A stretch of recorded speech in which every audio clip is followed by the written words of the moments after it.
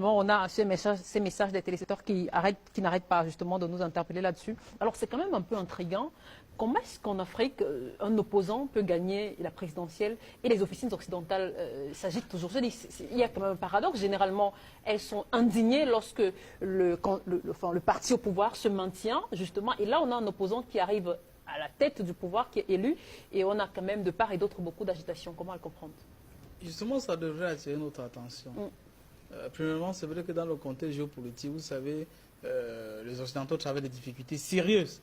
D'abord au niveau de la RDC, je n'ai pas besoin de revenir sur la guerre Huawei et pour les Américains, je ne sais pas quoi, la DAF de Huawei qui a arrêté au Canada sur instruction des Américains.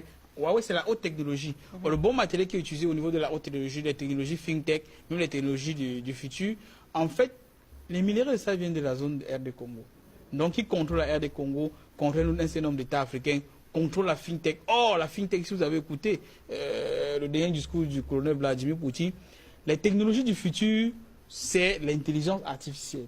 Et le matériel qui rentre dans l'intelligence artificielle sont des minéraux rares, sont des minerais rares que l'on trouve en grande majorité en RD Congo. C'est l'utificatif, une des variables utificatives de la grande guerre qui oppose les Américains ou le bloc occidental à la Chine avec la guerre commerciale. Je n'ai pas besoin de revenir là-dessus. Et quand les Occidentaux se rendent compte qu'ils sont en train de perdre, qu'ils sont en train de perdre la RD Congo, quand la France, par exemple, se rend compte qu'elle est en train de perdre à peu près la RCA avec les troupes russes qui sont positionnés là, mais il faut faire feu de tout bois. Il faut faire feu de tout bois, puisque ils savaient que les accords qu'ils ont faits, c'est plus avec le camp Fayoulou. Donc ils espéraient que le camp Fayoulou devait être là, je n'ai pas besoin de revenir, et que quelqu'un a bien fait de le souligner. Fayoulou est proche de Katumbi. Or, Katumbi, nous connaissons le nombre de coups qu'il a fait à Bruxelles. Quand les Congolais avaient besoin de lui à Kinshasa, à Lubumbashi. Mais il trouve qu'il va aller faire les réunions plutôt à Bruxelles pour avoir une solution au problème congolais. Or, quand vous faites des réunions huis clos, même ouvertes, même publiques, en Belgique, ce n'est pas pour défendre les intérêts des Occidentaux. Et sous cet aspect-là, celui que l'on a beaucoup financé, que l'on espérait qu'il devait être au rendez-vous de leurs intérêts, c'est M. Fayoulou. Mais il savait que lui, il a perdu les élections. Donc ce n'est pas le camp qu'il voulait qui a gagné les élections. Ils ont tout fait, même à la dernière minute.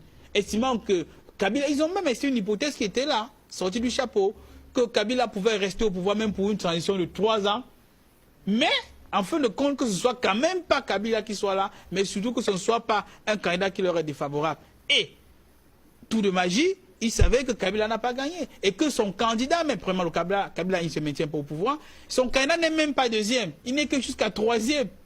Ça veut dire qu'il n'était même pas près de gagner. Mais maintenant, le candidat sur lequel il ne comptait pas, puisqu'ils ont fait beaucoup d'analyses là, en disant que, et c'est vrai, plus ou moins, si on prend l'analyse de manière oblique, de manière transversale, c'était que Tshisekedi ne pouvait pas gagner puisqu'il n'est pas dans la coalition, il n'a pas d'expérience politique. Mais le peuple congolais en a fait le choix.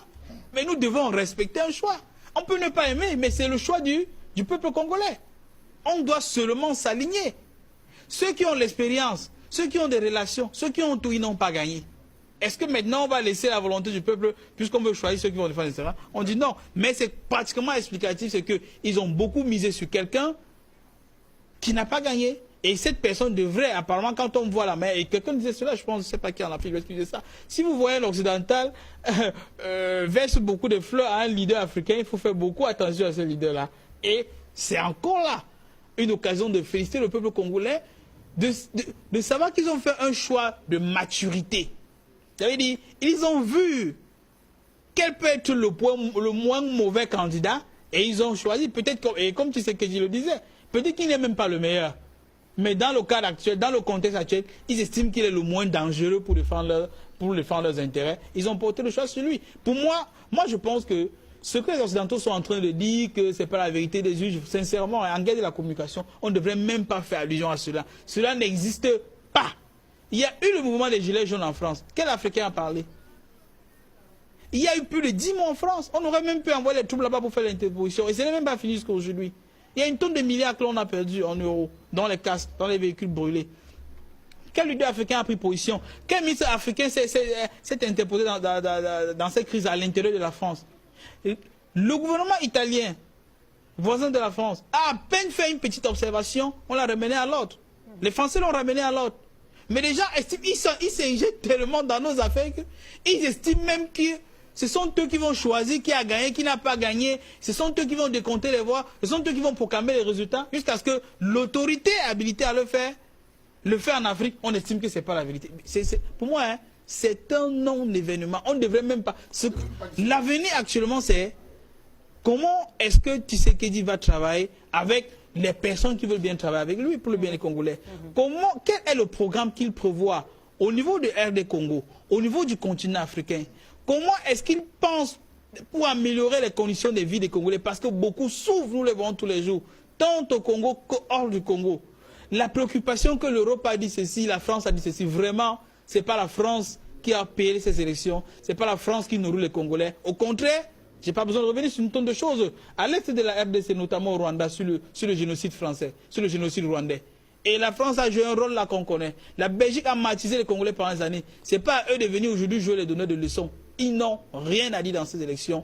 Les Congolais ont choisi un candidat de l'opposition et ce candidat a gagné. Nous devons tous nous aligner et respecter cette volonté. D'accord, merci beaucoup à vous.